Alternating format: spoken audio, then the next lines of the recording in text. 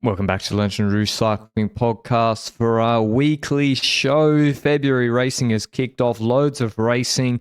A heartwarming story coming out of Colombia with you-know-who back in action. Some safety issues. Previews of next week's racing. The big organisers wanting more wild cards. Lots to talk about. Even Pogačar spotted in a place he said he wouldn't be this year. This is brought to you by Join Cycling as always. Benji's in. Where are you, Benji? Give me your in location. Belgium. Yes, where? I'm visiting the family in West Flanders. As simple as that. Just not a week off because we're doing podcasts and still some other stuff. But I'm trying to get a bit of a half-relaxed weekend before the UAE Tour hits the floor here. And Benji's battling through. He's battling. I don't know what he's got. I've been poisoned. I know. I know it's true. Like young. Who would poison me in the peloton in the cycling world? Maybe there are some race organizers, I guess, for calling them out. But first, we'll talk about Egan Bernal. He's done the double. He had not won a race since his terrible crash 3 years ago. 3 years ago, after he won the Giro in 2021. In the off-season, he crashed riding into the back of a bus on his TT bike. It's been a long road to recovery. Ineos have supported him the whole time, and now he's winning again, wins the Colombian ITT first, and then in combination with Brandon Rivera, cleaned up the Colombian Natty Champs road race last night with a pretty long solo. One of the nicest things to see the start of the year, Benji. I think so as well. And yes, the accident of Bernal at the start was horrible, and it's been a long way coming back from that with some ups and downs. Was it Catalonia that he podiumed? Was it last year? It was last year in Catalonia, he was really solid, yeah. So we've seen some flashes back of Bernal having a bit of his old self back, but it's also, cycling has changed since before the accident of Bernal. We've seen the increase of watts across the board and so forth. So returning to his former self isn't necessarily enough to win Grand Tours, etc. He'd have to supersede his previous self, but to me, that's all relevant. The man's back to winning after, 4.5 years now? 4 years now since the accident? I'm sorry, but it's just beautiful to see. And I hope that we see something outside of a national championships when it comes to a victory this year as well. Whether it's I'd love for him to win a Grand Tour stage. I'm sorry, but I don't particularly get invested in I want to see Bernal podium the Giro or something. I'd love it. But just a stage victory already would be fantastic, you know? I think that's right, yeah. And he has the level to win a Giro stage. That's absolutely clear. If you can come third in Catalonia, you have the level to win a Giro stage in the mountains. It's a good year to do the Giro. I really would hope, because I think the one issue I would take with his recovery is that in 2023, his schedule was ridiculous.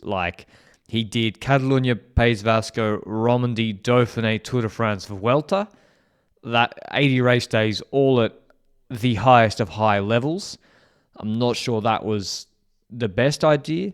Last year, he also he had 63 race days by the Tour de France. He also had a hectic and hard schedule and then didn't race after the Tour. You would have sent him to Sibiu Tour?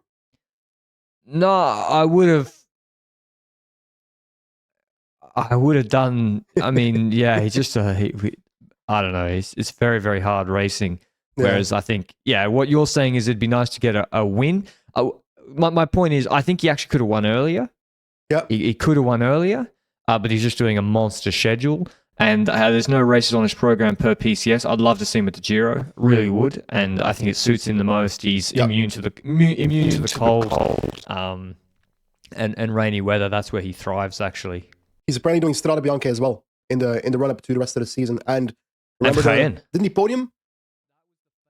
That was one of the most iconic images, and why Strade became so popular was that the 6 best riders in the world at that moment, it was Alaphilippe, Pogačar, Van Aert, Van der Poel, Bernal, maybe, and Quinn Simmons and Michael Gergel.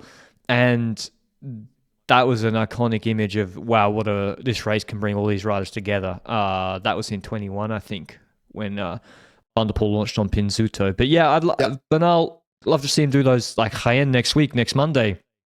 I'm keen to see how he goes there. I think he could be a threat there, to be honest. He's not just a GC rider, even though he's mainly done a lot of GC races the last 2 years. He's not. He can be really, really good in one-day races. Just like Ben O'Connor is a good one-day racer, Yes. I feel like Bernal has that same X factor, that same dog in him, right? Like Nibali. I haven't used that term in a while, but sorry, Nibali? Like Nibali was like a GC rider who had no sprint, but was also an excellent one-day racer. Yep. Just from like reading the race, descending, navigating the hectic. Nearly won the Tour of Flanders. Exactly. Really? You're going to give me that one? Did he? The year where he attacked, he launched his attack, then Terpstra attacked to his wheel and dropped Nibali. Technically, virtually second in the race. If Valverde was coming up now, he would have been the next Pog. Ooh. Like, probably. Imagine Valverde was ridiculous. He didn't do Flanders and he just rocked up and just top 10'd it. Like, just unbelievable rider. But yeah, I do love a versatile 60 kilo GC rider who gets amongst it in the one day races. So yeah, I'm keen to see how Bernal goes. Exactly like Vingegaard. He's doing so many one day races this year. Hey, technically, a Grand Tour is just 21 one-day races within 23 days. That's the funniest thing, is that like Froome also never did a one-day race. Even when he did them, was horrendous. And then he would go do a one-day race parcours, Murderhui, and kill everybody. And he'd be like half-wheeling Joaquim Rodriguez on the Murderhui. Like, same with Jonas. Doesn't do Emilia, and then on San Luca in Emilia, in the Tour de France, he's like, oh yeah, I'll just follow Poggi, I guess. It's like, I don't know. It's just different goals, different strokes for different folks. But yeah, great story for Bernal, and I'm keen to see him. So, and also, you know, Ineos need him, Benji. They need him to pick up a couple of wins here, and that's why I'm saying do maybe not the hardest schedule, just pick up, because he can win, and it'd be good for the marketing too. But he's on the last 2 years of his deal actually. He's really? 28. Yeah. Ooh. So 2 years until the end of 2026, right? Yeah. So 25, 26. So he signed the monster extension after 21 Giro, I think, and then ran into the back of a bus. So you have a side note on Alan Hatherley, Benji. I did not see this. He won the South African NCRTT. I think the road race is being ridden today, or has been ridden last night, but I haven't seen who won, so don't know who will end up on top there. But it's pretty cool to see that Hatherley wins that South African ITT. Does it mean anything? I don't know, because his competition is not necessarily the messiahs of time trial, but at least he's not useless on it, you know? And in New Zealand national champs, Cad's out, and ITT, and Fisher Black won the TT. And then in the road race, I think the World Tour boys got rolled. Yes, by Paul Wright, ex-Rembe Pro Cycling rider. I think he now rides for Factory Racing or something, a Slovenian team. I'm not 100% sure, but it's a nice This is not my area.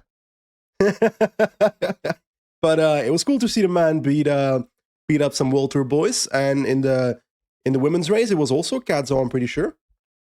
The road race? Yeah. So she's looking good. Okay, but before we get into some of the other race recaps, it's winter here. Snow just landed in Andorra. I don't know why. Apparently, I spoke to all my neighbors. Happy to see you back. They're like, yeah, it hasn't snowed for like 2 months, and then you come back and you bring the snow. I'm like, great. Just it's a 40-degree delta from 35 degrees to -5 degrees here. There's 3 feral cats living in my garden. They won't leave. Toby won't get rid of them. You probably let them sleep in your bed, knowing you. They've taken over Toby's old bed outside that I left there, out of the wind.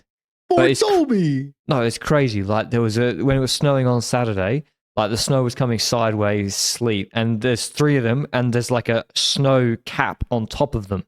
Yeah. And I opened the door, I'm like, guys, come on. Yeah, on you top can of the come cats? In. Yes, like when huskies are lying in there was a snow cap, and they are they're feral cats. They're sort of not feral, but kind of feral. They're from the street. And I'm like, guys, you want to come inside? It's -8 and it's sleeping. They're like, nah, we're good, brother. 10 minutes later, after inviting them inside, Pat is like, why don't they want to leave anymore? Oh. Nah, they don't come inside. Okay. So anyway, it's cold here, but that doesn't mean that you can't do high intensity workouts. One of the things I love about Joint Cycling's plans is a lot of them are polarized. Most of them are polarized, especially the Lanterne Rouge plan. The Lanterne Rouge plan is a great plan if you're doing maybe a little bit less volume during the winter, maybe a mix of outdoor rides, indoor rides, strength work, and recovery. If you just want to keep fit throughout winter, you don't just want to do the old school 30 hours zone 2 all throughout the week. That's out. You obviously do need to do a lot of riding at low to moderate pace, but got to mix in some high intensity workouts. The Lanterne Rouge plan gives you one of those a week, a VO2 max workout. To be honest, I always find the VO2 max workout makes the indoor training ride. If you do a 45-minute to 1 hour one indoors, it makes it go quicker than just tootling along all the time. So make sure you are mixing up your training and go and check out the Lanterne Rouge plan on Join Cycling. It's great for keeping your fitness going and improving throughout the winter, and if you're doing a mixture of outdoor and indoor riding. Mate, I'm stuck in the recovery plan. If I get sick every 3 weeks, I literally just jump back into the recovery plan after I'm healed again. Like, when will I ever get out? I don't know, you need I don't know. I mean, I need an immune system, bro. Yeah, you need I don't know what's going on there. I just don't interact with people. I just sit up in Andorra and interact with feral cats, horses, and Toby, and then I get poisoned. Yeah, exactly. Not my choice. Okay. Safety problems at Etoile de Bessèges. So Bessèges is a 2.1 race in France.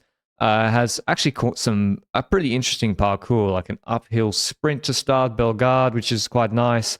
Some flat sprints and a Mont Bouquet 10-minute mountaintop hilltop finish, which is quite steep, and then an ITT. But this year, unfortunately, the news was safety problems. Now, there's a lot of World Tour teams here. In fact, too many. I think technically, a .1 race can't have more than 5 World Tour teams, and this had 10. Oh, so it's a popular race. So it was a high level race. But yeah, it had so popular it's breaking the rules. But I don't really know how it works. But yeah, we're talking Ineos, Trek, EF, Alpecin, Groupama, Quickstep, Cofidis, okay, the French teams obviously, as well as all the most of the pro teams. But yeah, what were the safety issues, Benji? So basically, I need to go through the stage itself also before we actually talk about the safety issues. But stage 1 is like the legendary Bessèges stage. We speak about it every now and then. It's a Bellegarde stage, sometimes echelons before the final kilometer, but the final kilometer is basically an uphill sprint.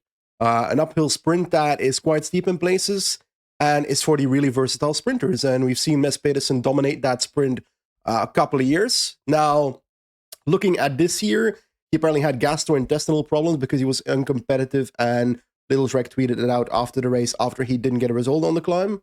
It's like a 1 kilometer uphill sprint reminder. But on the actual sprint climb itself, we saw strong performances by, first of all, Unibat Titema Rockets, who brought their Luka Kubic, I think his name is, his Slovakian national champion sprinter, to the forefront. And from his wheel, Paul Manier absolutely launched it. Jordi Meus also absolutely launched it, and we had an epic 1v1, but in the end it was Paul Manier that came over on the final stretch. And gotta say, every time I see Paul Manier winning, I'm like, okay, this man has it. And I don't know how much he has yet, but for the love of God, please send him to Omloop and Kuurne for once. And I think it's on a schedule this year, because last year we were like, why is he not going to those races? But maybe it was a year too early, which I disagree with. But I feel like he's the hope for Quickstep's Cobble squad, no, Paul Manier? Respect Tim Merlier. Paris-Roubaix winner Tim Merlier. Paris-Roubaix winner Tim Merlier? That's a hot take. Why can't Merlier do well at Roubaix? He can do well at Roubaix, but he's not going to win it. Yeah, maybe not. But Yeah, Manier looked really, really good. Perfect sprint for him. Did 1,000,000 watts for a minute and a half. But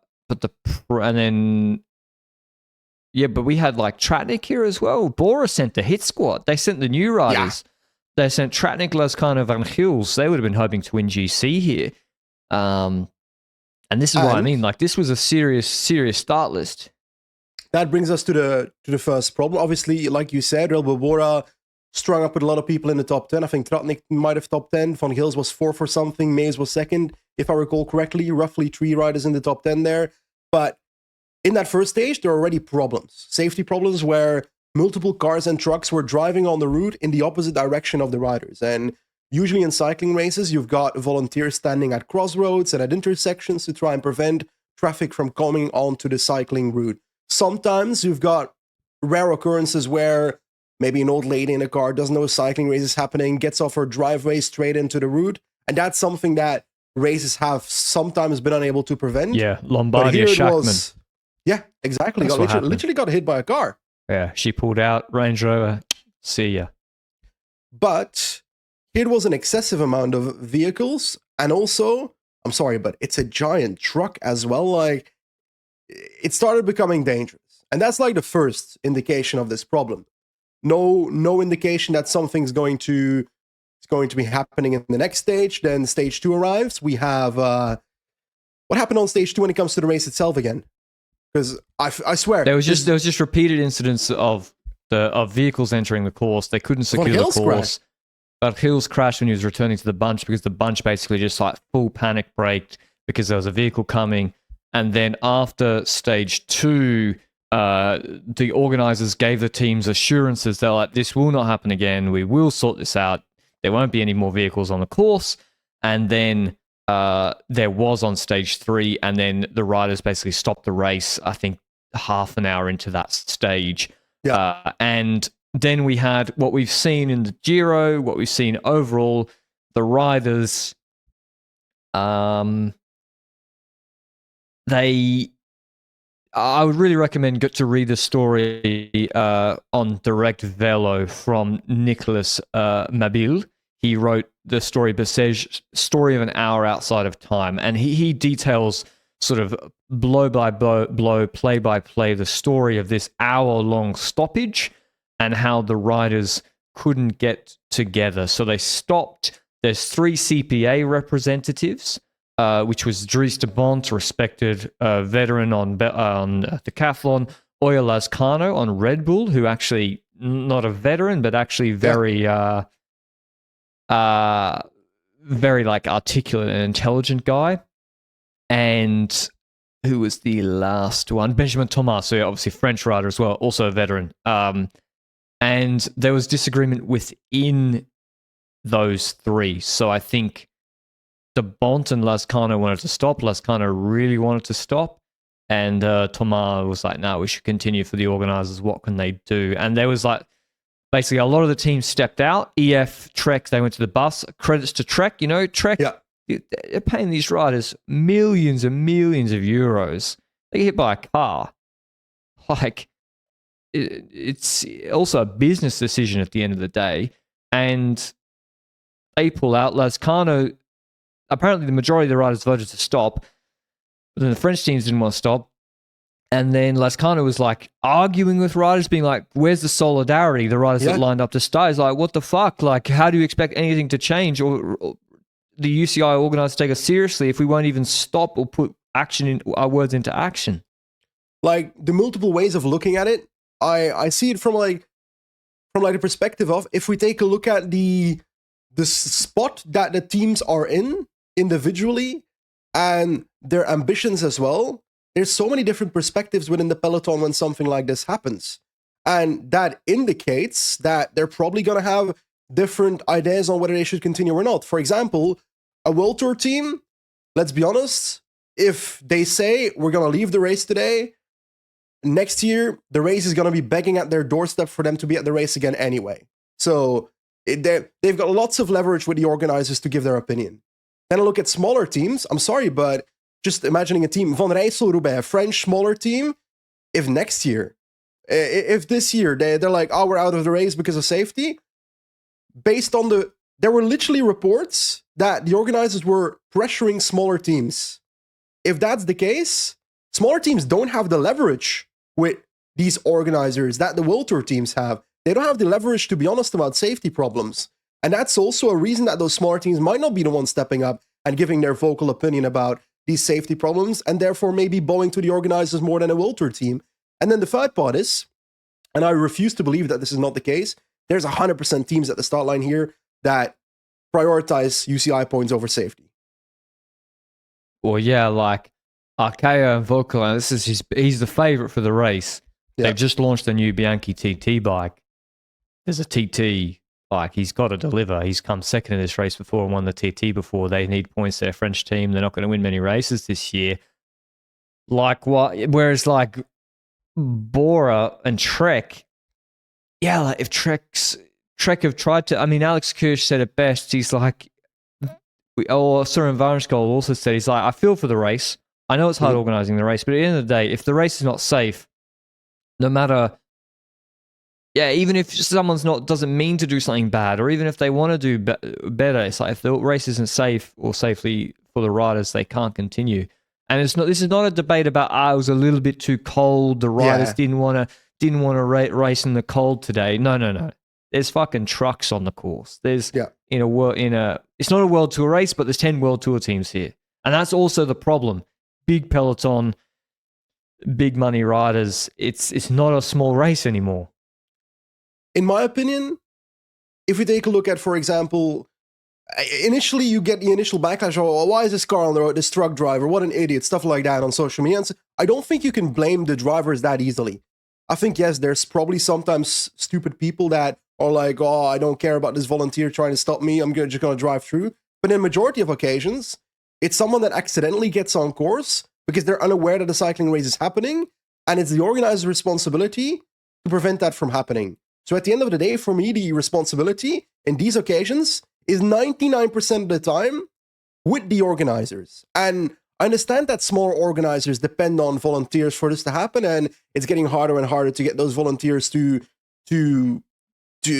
amass to organize these cycling events. The funding for these cycling events, especially in the Netherlands, is definitely going down and down and down. You don't have police support everywhere to make stuff like this happening, so it's getting harder for smaller races.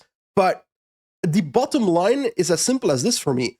If safety isn't feasible for the organizers to provide, whether it's financially or through other ways, if it's not feasible, then the race probably shouldn't be there. And that's a harsh and sad outcome, but at the end of the day, safety comes first here, in my opinion. And especially also because I just didn't like you immediately have some victim blaming from the organization as well. The organization also mentioned after the third stage, after the stage with the stoppage in it, that the riders didn't let the safety motorbikes through, which is what the organization told the S's in the morning. I'm sorry, if it happens one time that a vehicle is on course throughout an entire race, okay, fair. I'll maybe accept that argument from an organizer. But if it happens every single stage, multiple times, I don't want to hear that bullshit. I don't want to hear any victim blaming on the riders themselves in these situations. It's the organizer's responsibility here. Yeah, and we've seen like there's some riders causing crashes in other races we'll talk about in a second. But yeah, in this case, I don't see how you can blame the riders in any way. So a bit of a shame because, as I said, Bessèges, lovely route, great start list, would have been some exciting racing, but unfortunately it's kind of going to be remembered this edition for the wrong reasons. Kevin Vauquelin wins in the end, wins the final TT. Yep. And GC. And yeah, in case people don't know, like the race organizers, they're under a lot of financial pressure. They have to pay. The race organizers have to pay for the race to be broadcast. Eurosport doesn't pay them. Yeah. They have to pay Eurosport to broadcast it most of the time. That's ridiculous. It's kind of logical the way the market looks, but it's also painful, you know? Yeah, well, this is why they individually have no negotiating power. So Etoile de Bessèges individually has no negotiating power. But what if all the rights were bundled? If they're all bundled, all the big races with the small races, then you sell it as a package, then you maybe have a different outcome. But anyway. And Patrick, only has to knock on one door And instead I of only need to 75. negotiate with one person to buy the rights. So you're very, very helpful. And I think that's also, I think there was a post maybe on Twitter by the Move On to Dénivelé challenge that addressed this lack of trickle-down effect within the sport itself. But I do want to finish off with the fact that these issues aren't necessarily tied to just Etoile de Bessèges, but the reason we're talking so fanatically about how it happened at Bessèges is because it happened every single day and multiple times. For example, in Valenciana, I've changed the order of our race recap here in the notes, Patrick, but in Valenciana, there was also an event where a motorbike ended up stuck in the peloton and caused Tom Sportsmut, who's now riding for Wagner Bazin, I think, that basically the green flashy fluorescent yellow-green vibe frog-like team that was Wallonie Bruxelles in the past. He's riding for that team now. He crashed out, got injured if I recall correctly. So it doesn't only happen at Bessèges, but I judge Bessèges more harshly because it happens so many times within a single race. Does that make sense? Yeah. Valenciana. Little Trek. A huge upset in the TTT. I said that UAE were going to win by a minute. In fact, it's the opposite. Trek win by 50 seconds, I guess. Crazy. In a flat TT, you know, it's easy to say in hindsight, but then it's like, oh, it's logical because Trek basically brought the biggest of big units. They brought Söderqvist, Turns, Milan, Vacek, Consoni. They brought the fucking half the Italian team pursuit team and then like absolute monsters. And that's what they did. They monstered this TTT. And also Milan and those guys, Söderqvist, they're not sprinters per se. They have an engine. But I do want to point to that team for a second. Yeah, we know who Vacek is after last year. He's got a very strong prologue capability, shorter time trial capability, a great engine. I reckon he can also get over cobbles relatively well, relatively versatile as a rider as well. I think he's like a pretty good like early mountain train domestique as well because of all those capabilities combined. He did the lead outs for Naes uphill in Hungary. Exactly. But Söderqvist, for example, comes from a nation, I gotta be honest, Swedish cycling has been in a dumpster for the last decade. Tobias Ludvigsson is the only name I can think of, together with those guys that were on... Were there two Swedish guys on? Eriksson? Lucas Eriksson, maybe? Yeah, and Jakob Eriksson? On Tudor. I don't know if they're still alive, but Söderqvist is very, very good. And for the people that don't know, what type of rider is he? Because we saw him in this race doing a lead out, for example, in one of the stages, which looked super incredibly strong, but what is a Söderqvist? Oh, he's just a TT Classics rouleur. So he's like Vacek. No, he's bigger. He's way bigger. He won't ever climb as well as Vacek. He's a Vacek minus the climbing. Yeah, with maybe another 10 kegs on him, 8 kegs on him. Which non-Vacek rider is that? Eduardo Affini. Come on, I think Söderqvist. No offense to Affini, but I feel like Söderqvist has a bit more. Like I don't think Affini can do what Söderqvist did in one of those stages where we haven't talked about in stage 4. Yeah, he probably ride the uphill lead out. But I'm just trying to think of 85 kilo riders. I don't know, actually. But yeah, he's a rouleur with a big engine. And quite explosive actually as well, like really, really explosive. Anyway, UAE. Now, there's no shame losing to Trek with such a good performance, but UAE brought the hit squad here, Sans Pogacar, McNulty, Almeida, Sivakov, and they basically did the same time as Ineos and Bora, which was really surprising. Ineos had a small boy team with Carlos and other riders. That was the problem for UAE. This sets up the whole race. The problem is they're so far behind Trek, and they're also not far ahead of the others, even like 20 seconds ahead of Bahrain, 15 seconds ahead of Bahrain. This sets up the whole race. And then when you get to stage 2, Almeida has to pace the whole... This is the hardest uphill finish. He paces the whole time to keep Vacek behind because Vacek's climbing so well. Yeah. And then Santi and Bilbao just chill, sit on him. Movistar are flying with Cepeda. They just signed from Caja. He attacks, then Santi counters. He wins the stage, and Bilbao comes second ahead of Almeida. And that puts Almeida in a really difficult position. Vacek was leading GC still by 2 seconds. And the next day, Vacek crashes. It's another hard stage. and he loses the jersey. He had to abandon the race eventually, which was a shame. Romeo soloed, Movistar are flying. Almeida actually takes the jersey and a couple of bonies. He's now 4 seconds ahead of Almeida. So Santi stuffed up the first intermediate sprint. And then the last stage, it was a really, didn't look that hard, but a lot of climbing. Milan and Sertifis survived. Trek then went for Milan in the uphill sprint, but it turned out to be much harder than anyone expected. Quite technical as well. They did a huge lead out. Almeida, Benji, this has been his Achilles heel the whole time. When it really comes down to it, you got to be in position. This is where the race is. He can't lose any bonies to Santi or get gapped. He is out of position, is on the wrong side of a split when those big boys launch it, and Santi is right where he needs to be, and he takes 10 seconds on the road plus 10 bonies on Almeida to win GC. Yeah. But I got to be honest, the morning of that stage, I looked at the parkour and I was like, what stage does this look like? This looks like that Catalunya stage from, was it 2022 or 2021, where Carapaz did a raid together with maybe, was it Higuita or something? And then in the background, we had Almeida that didn't... Plap launched Carapaz on that first climb in that Catalunya stage, remember? And then Plap jumped into the car at the top of the climb. Yeah, and Carapaz ended up winning that stage or something, if I recall correctly. In that stage, Almeida on the first climb was also napping. And when I looked at that parkour, I was like, Bahrain's winning GC. I didn't necessarily expect it to happen in the last 5 kilometers, but I expected something to go then Almeida to miss a split. It's just so essentially Almeida, which is really sad because as a fanatic Almeida boy, I'm like, okay, come on, Joao. Prove me wrong. And by the end of the day, he didn't prove me wrong. But I don't even know what it is. He's never won a race overall on UAE. Yeah. Crazy but also, stat.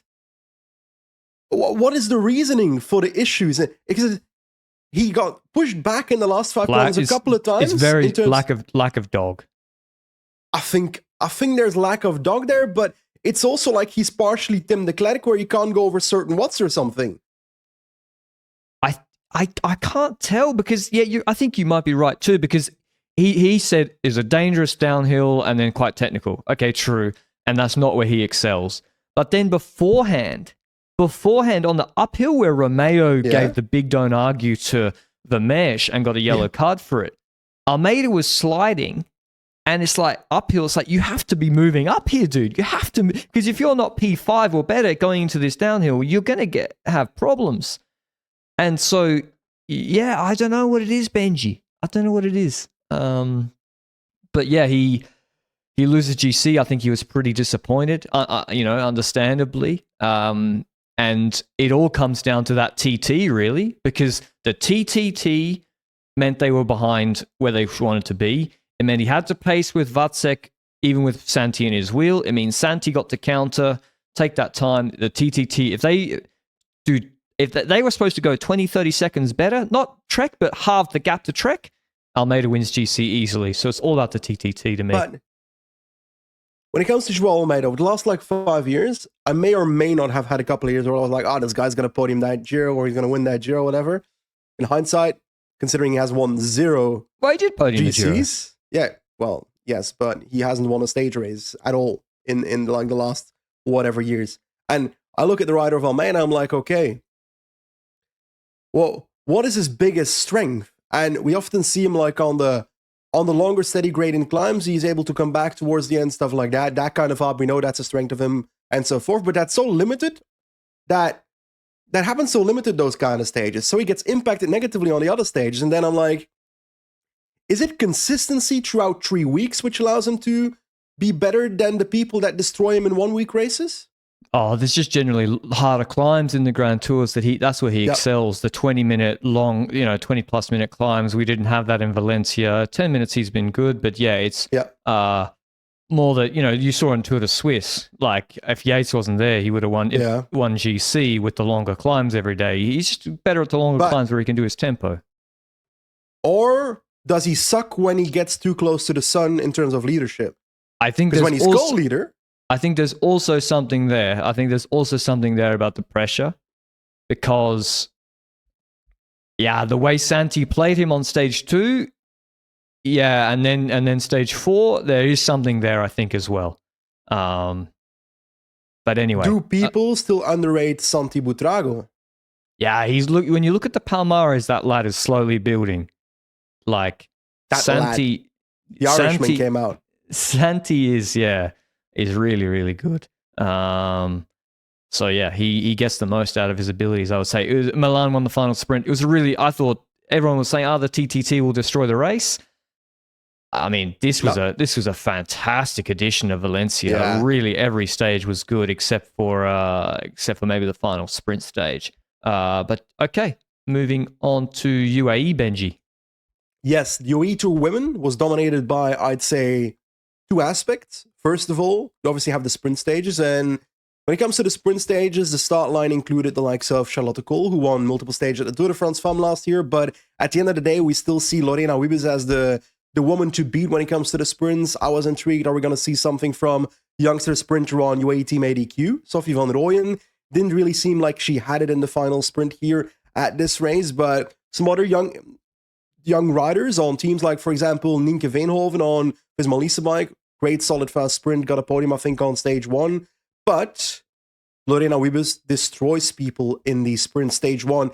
Clinical lead out by SD Works. Like, genuinely, throughout the last corner, the only team that was able to stick together, have a perfect lead out. They've now got Marta Laak, who's part of that lead out. We weren't sure what the lead out was going to look like before the stage race started, but Marta Laak's a great addition for this lead out, and it works perfectly in stage 1. Wiebes destroys people partially because of the lead out, partially because she's the best sprinter in the world. And stage 2 is the MVP race of this edition, though, because how many times in your life have you seen a stage where the race kicks off out of the neutral zone, Echelon split up the peloton, but instead of like a group of 25, a group of 25, a group of 30, you've got immediately 5 riders up the road in an echelon, Lorena Wiebes, the leader of the race, 3 riders from UAE Team ADQ, Longo Borghini, their GC leader, Colleen Swinkles, and Gillespie, and lastly, Lily Williams from Human Powered Health. That's the 5-rider combination there. And the gap goes to 10 seconds, 20 seconds, 10 seconds, 20 seconds, 15 seconds, 25 seconds, 11 seconds, 3 minutes. What happened? It was, I don't know. They didn't show the footage. There's no footage of the peloton, but the peloton went on holiday and just gave GC to Longo Borghini. It made no sense. It's not like a San Michel breakaway or something. Like, they just stopped pedaling for a bit and they were like, oh, we'll close 3 minutes. In the end, it didn't matter. Longo Borghini was winning GC regardless of the crosswinds. Her Persico way too strong on Jebel Hafid. And so, yeah, they dominated GC. Wiebes dominated the sprints. And Cole got crashed on stage 4. We saw another example of... on her feet, Longo Borghini wins after the Persico lead-up. On stage 4, we saw another example, unfortunately, of the lead-outs looking back and causing a crash. It was Norsgaard crashing Consoni. It has to be... I don't think it got a yellow card because it's not like a deviation. It's not... but this is really bad. I actually brought this up with someone that is actively working on the Safer organization at the moment, and apparently they've now got something called a Sprinters Working Group, where behavior like this, by leadouts looking back and causing crash and so forth, is being like looked into, and a potential priority for the future to act on more, which I think would be a good thing, but I'd like to see it being acted on already, because it's so incredibly obvious, no? Yeah, you see them look back, stop. There needs to be some sort of directive that this, if you do this and cause a crash, there has to be some sort of sanction because it's just as bad as the intentional relegations. If you cause a crash this way, the rider that's crashed, they don't care whether you meant it or not. So anyway, that was UAE, not the most exciting race, except perhaps for the crosswind stage was pretty good. Tour of Oman, or Muscat Classic, that was won by Rick Plumers on Tudor. Tudor set out their stall all day. Mate, you're not beating the allegations. You're hyping up 3 weeks Middle Eastern Grand Tour, and we got the fucking the bloody Muscat Classic being won by Rick Plymer. No The offense to Muscat Rick Classic Plymers. is the San Remo of the Middle East. Get out of here. It is. It has a climb, 3Ks from the finish. Will the peloton win? Will there be a sprinter or breakaway rider? It's the San Remo of the Middle East. Yeah, in the San Remo of the Middle East, Kian Uiterbroeks was first attacking on a very wide uphill road and then looked Downhill. like he wasn't... He made sure to attack first downhill with the riders in his wheel. On the only downhill section of the climb. Great strat.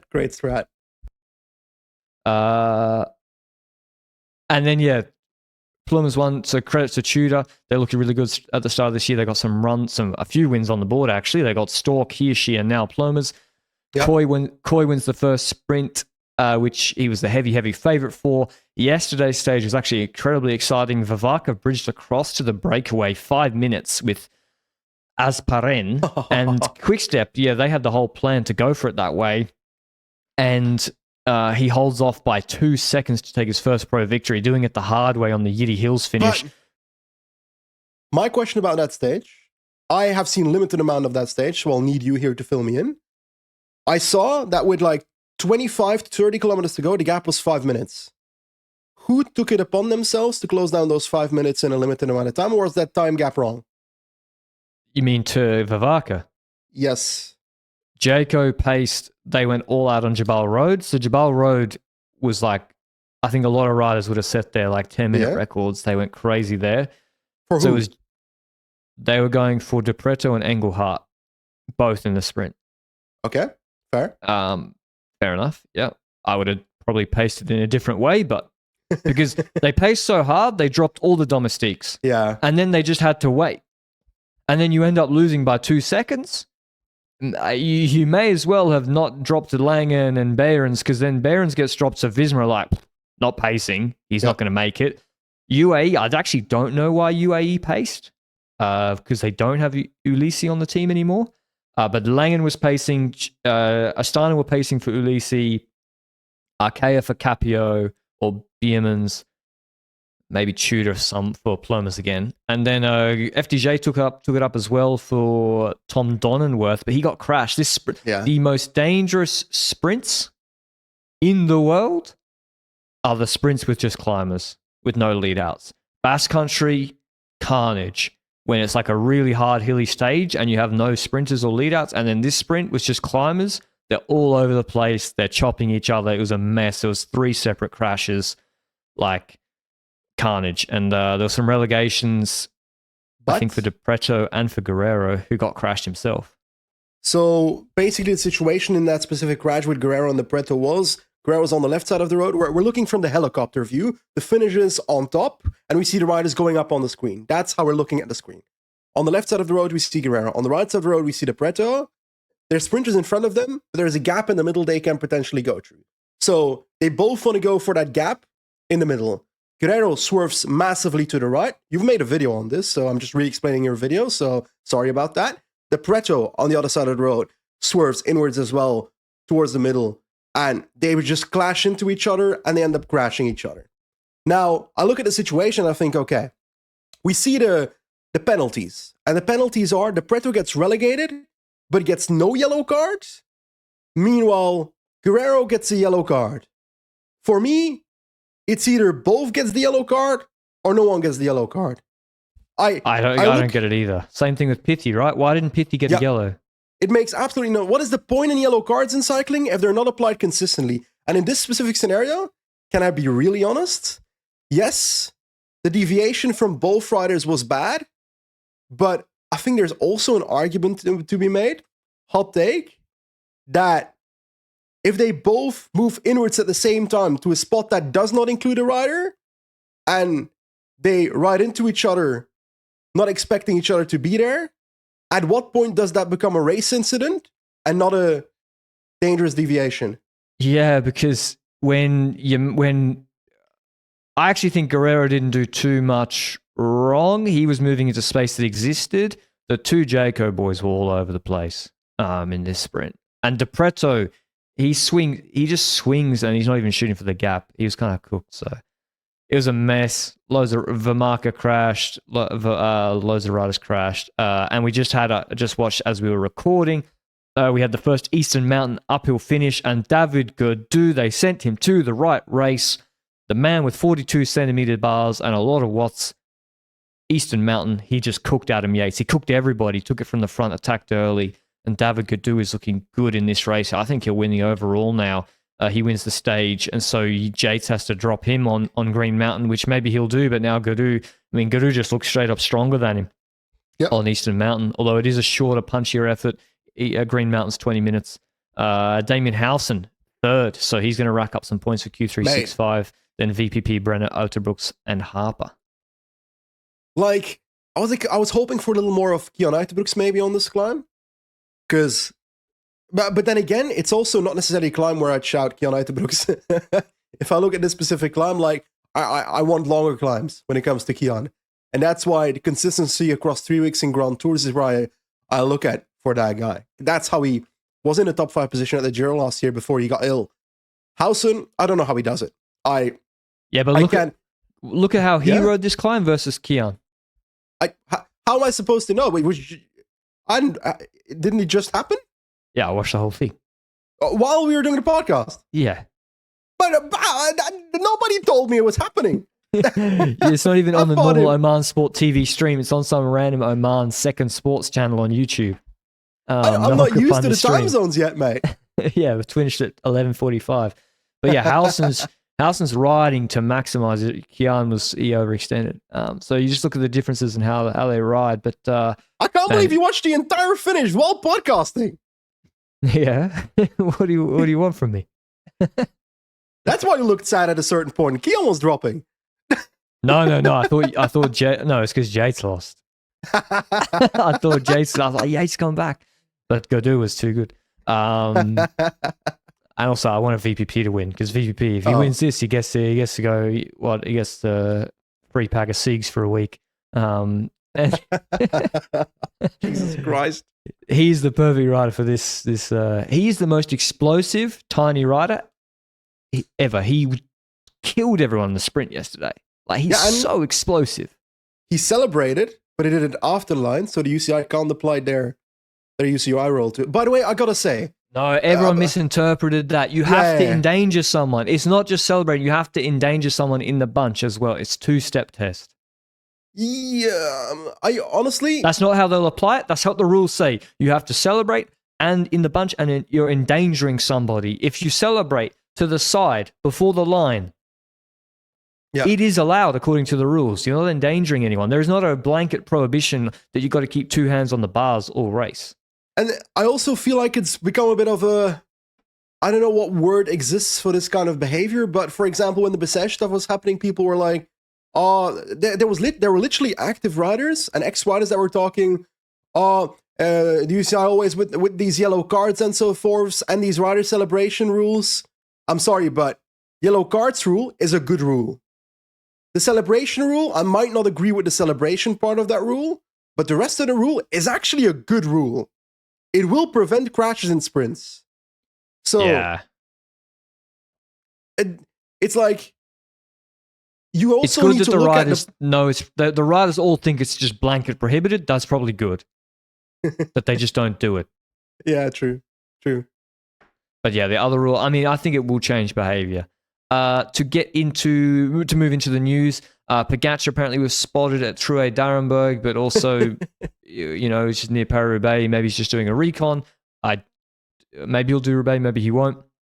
Apparently. I do want to add to that. He did the same in 2022. That was my initial reaction. Remember that in 2022, he uploaded a picture of himself standing on True Darenberg? And people were like thinking, okay, maybe he's going to do Roubaix and not. There was a whole drama for like a month in 2022.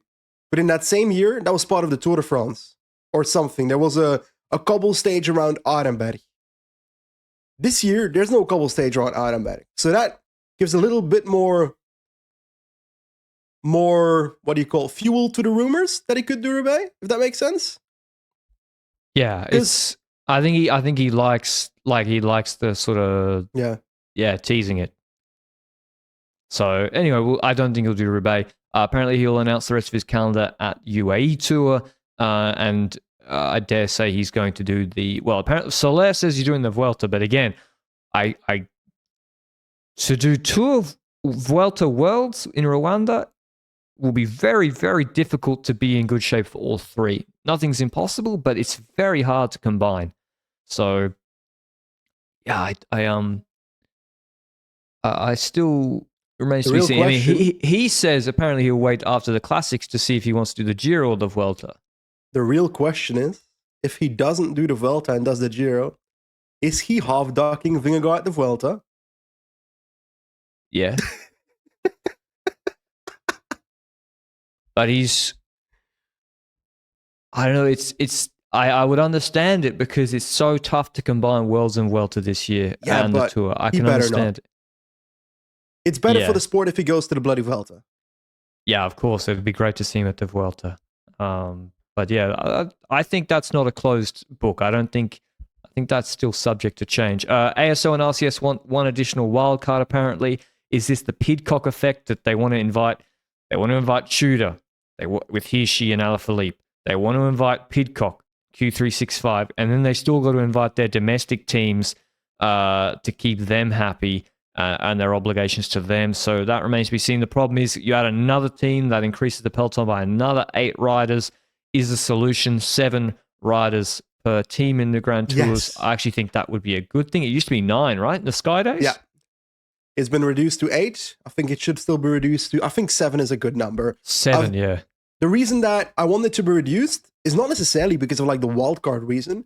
I think it's as simple as races where the bigger teams are less able to control end up being better races. Because there's more chaos, there's more out-of-control stuff. And it's not the kind of chaos that you get when you take away radios, where riders don't know what's happening in the race and they do random stuff that doesn't make sense. It's the chaos that happens when teams can't apply their tactics because they're not as strong as a block. Or they need to try more tactical stuff because they know they can outplay a team that doesn't have 8 riders. So it adds so much more to cycling if reduced by 1 rider, in my opinion. Yeah, I think Grand Tours, it should be 7 or even 6. Reduce it. Because, the counter argument for 6 is, what happens if 3 of your 6 riders get sick? If 3 of your 8 get sick, you still have 5 riders. And 3 get sick. I mean, that's just how it is. But substitutions ever happening? I don't think so, although that would be kind of interesting. To substitute, you guess, Seb Kuss misses the whole of week 1 in northern France, and then you bring him in for Hautacam. He comes straight down from Sierra. Olaf Koyout, cousin. Dude, it would be interesting, yeah. Or you have Pedersen you bring in Pedersen for the harder sprints in week 2 and you wouldn't sub Milan out, but you know what I mean. It would be interesting. Or like UAE, they could bring. For week 1, they bring all the classics guys, and then they bring in the climbers for week 2 and 3. A third-party organization is being tasked with creating rider attributes for every single rider, or just take the Pro Cycling Manager stats of all the riders, and you're only allowed to substitute the rider that drops out by a rider very similar in rider attributes. So in the transfer season, you'd have to see teams find similar riders to the ones you already have in your Tour de France squad. Probably very difficult. That would be challenging. You have to trust the attribute stuff, right? Yeah, that's true. And we don't know what a Jakob Söderqvist is. When he really is just a big boy. Okay, but that remains to be seen. But yeah, adding another team, will that help safety? Maybe not. So yeah, I really am in, because like UAE and Visma, when they have 16 riders combined and then 2 leaders, they have 14 riders to control these mountain stages. They can just put Pollitt or Laporte on the front and just bam, bam, bam. No one can do anything. If you reduce the teams, then the leaders are more susceptible to attacks. You got to be more selective about the versatile riders you send. You can't control the stages as easily. I really think smaller GC teams are less likely to bring a sprinter in addition to their GC leader. True. And to be honest, it would then increase the stocks of the versatiles, like a Pedersen sprinter who can also help you in other ways, or Van Aert, or I don't know, Benny. Meunier, I mean, maybe, in Intermarché the would still future? bring. Yeah, Meunier. I don't know if Meunier Not can yet. actually Not climb. I yet. think he's just super explosive and like light-ish. Previews. So this week we have the Valenciana women's race. It is Ooh. 3 or 4 kind of similar stages actually, with moderate climbs, all pretty far from the finish. None of them are that difficult, but we do have the return of Demi Vollering in her first outing for FDJ Suez. So I don't know if they're bringing Wollaston. Do you know if I'd be surprised if Wollaston already goes to another race. I it's feel a like great race for her? it's true, but she's had. I don't know. I think it's She might Vollering still time. be in the Southern Hemisphere, but yeah, maybe it's all about Vollering. A lot of world teams. This is a dot pro race, but basically dot pros are. It's like the men's Valencia. It's an absolutely stacked Bro. start list. Realini is on the start list, and there's so many descents. There are, but her and Bernal would have had like a competition in the Middle East if she'd gone there and on the Almeria stage of maybe they could have helped each other. Poor Bernal. Helped each other not lose a decade. Yeah.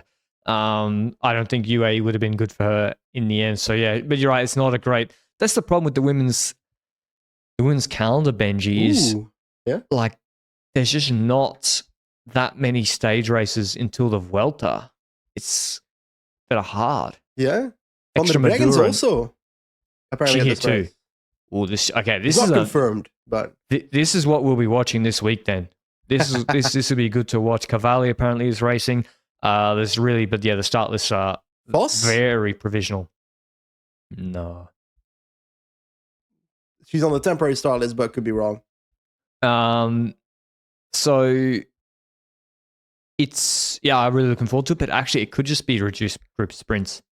Like if Vos was racing, she would win GC, I'm afraid. Demi Vollering will destroy everyone is my vibe. You reckon? On which No, climb? I don't know. Like I just want to see something between Vollering and Van der Breggen, you know? I want to see a clash. Yeah. But like, what do we expect from Van der Breggen then? Because let's be honest about it. Nothing here. When it comes to like riders that have come to road cycling, Fernand Prévost at UAE Tour didn't exactly make a lasting impression. And for some reason I put them in a similar block, but that's not really the case, you know? Van der Breggen went out of road cycling later than Fernand Prévost in the past and is returning after less years. So maybe the ground to catch up on physically is not as high. But I don't know. We don't know. We don't know, but I'm not sure this will be the biggest test either. As I said, the climbs are pretty soft, even for Demi. I don't see it just obliterating everybody. Last year, actually, Royce was the one who they'd throw up the road and then she'd TT away on these flat finishes. So anyway, it'll be interesting to watch. Tour de Provence also starts this week. No Mont Ventoux Chalet Renard finish anymore. 3 stages. Used to have a TT, used to have Chalet Renard, but now it's kind of a Mads Pedersen. Not kind of, it is a Mads Pedersen course. I think Pedersen will be here if he's recovered from his gastro bug. Stage 1 actually looks pretty hard to control. 170 Ks, quite a lot of medium mountains. Then stage 2 is the uphill Manosque finish. You remember the bad weather last year? Pedersen basically 1v10'd and destroyed everyone there. Really impressive. Is that the Kokar beats Ghana sprint stage? Yes, uphill drag, yeah. Yeah. And then the last stage is pretty much more straightforward stage, but an uphill sprint can be a bordure, can be some wind in this region down south in the wet. So we'll see there. Again, start lists, I dare say, maybe some teams who want to get some racing in who had to abandon Bessèges might be looking to do that, like a Pedersen. Almeria is also on this Sunday. Should be a flat sprint. It was won by Coy last year. We've got sprinters lining up like Arnaud Delis. Who else? Moschetti, Dainese, Felix Orn Christophe for Wanty, who's the young sprinter, Arnaud Demar. I was accidentally looking at the 1993 start list of the race. So. I'm going to go with, for a top 3, Felix Orn Christophe. I like it. I am going to go for kind of want to see the first signs of a Donaldson and so forth, but I'm not necessarily sure the parkour is absolutely perfect for that guy to show up. I see him more as like a classics type rider. It's a flat sprint. But yeah, it has. I'm sorry, but Dali has to win races like this. Yep. Okay, so that's Almeria. Then there's the Figueira Champions Classic, which is the 1.pro that's next to the Volta Algarve, which starts next week. So we'll preview Algarve, Jaén, and UAE Tour on Sunday. We also have Murcia this week, which has an absolutely crazy start list. Like, what the fuck? It's got Narvaez, Wellens, Del Toro, McNulty, Quintana, Formulo, Aurelien Paris-Pentre, Tranchant, who was cracked in TDU. This is actually maybe not a crazy start list. Crazy strong UAE team rather. This and McNulty I think they'll win solo. Both races. I think Morgado wins Figueira and Del Toro Tapa Vibe wins Murcia. Yeah. Let me have a look at Figueira. Yeah, looking good for them. Although I'm going to go with Paul Magnier and Figueira. Let's see if he. Oh no, nah. I'm going to go with Alaphilippe. Is it his first race this year? It's his first race. Let's go with Alaphilippe. His tutor of flying would be nice. That's a hilly race, and then we'll do the previews of the stage races: Andalucia, Algarve, and UAE on Sunday, just before that kicks off. So is there any other news around the traps, Benji? I don't think it's been the biggest week for news. No transfer speculation yet. I think that's going to start to heat up in the next 3-4 weeks. I think it's a good thing that we had a bit of a week to actually dive into like the safety issues that the sport has had in the last week, and also to dive into the actual racing a little bit more than last week. And I feel like some stuff is going to come out for the next. Obviously, the UAE Tour and so forth is in a week and a half, so the next weekly will be racing pack. But I feel like there's going to be some news dropping left and right. I just feel it in my gut. Yeah, the transfer speculation really starts to pick up in March, particularly with the opening weekend, the classics. You know, that's when the Lawrence Pithies of yesteryear start to show themselves. And also, just generally more news about how the classics are looking, because Omloop is in, it's not far away, Benji. What, 3 weeks? It's, Omloop is in, on the 1st of March, so that's not far away. We're getting close. All right, we'll leave you there. Thanks to Join Cycling, as always, for making the weekly show possible. Benji's got to get a TUE for his man flu, so he's got to go to the doctor, I think, and then we'll be an antidote. Yeah, you need something. You need some Harry Potter like elixir stone to fix you. An elixir stone, I'll take it. But we'll be back on Sunday with the weekly show. Then, until then, ciao.